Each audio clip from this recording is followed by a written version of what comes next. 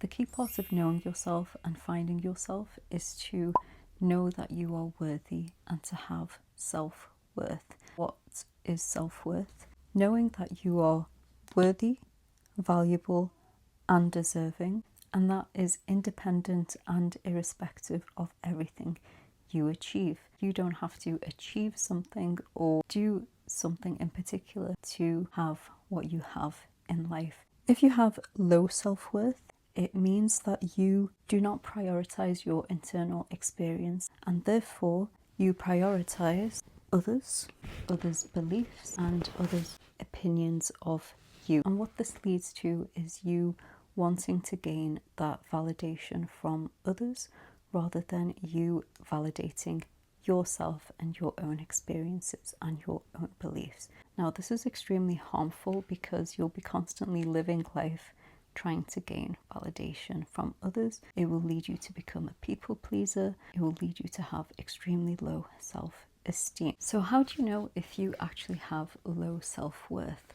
You need to ask yourself a few questions. How does something make you feel? How do I value and experience something? For example, you're at an event, something happens, or someone says something. How does that make you feel? Not what you want it to make you feel, but how did it actually make you feel? You really need to answer this honestly and openly.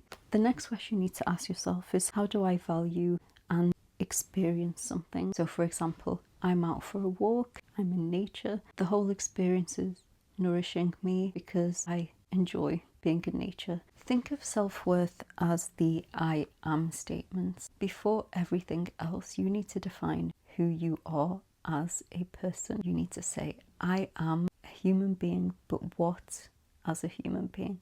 I am valuable and I am capable as a human being. If you ever doubt that, that is harmful to your being, it is harmful to your soul, it will shatter the rest of your self. How do you know once you've determined your self-worth?